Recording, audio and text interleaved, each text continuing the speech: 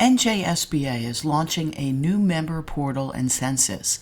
This short video will help you navigate the new system. First, log into your NJSBA account at njsba.org and click on the My Account button in the upper right-hand corner of the website. From the member portal, you will see a box titled Manage Census. First, to update board information, click on Update Board Information to review basic board information, including the district address, website, and telephone number. Click Save and Exit to get back to the main screen.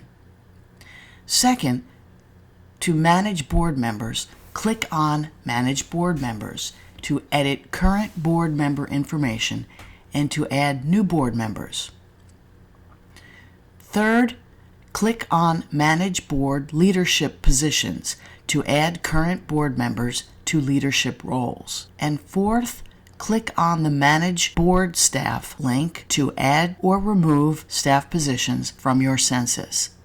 Other features on the new portal include clicking the Calendar button to get a month-to-month view of upcoming events. Review the mandated training records for your board members. Register your members for upcoming programs. Review your transcripts. And check your order history. For more information on NJSBA, visit www.njsba.org.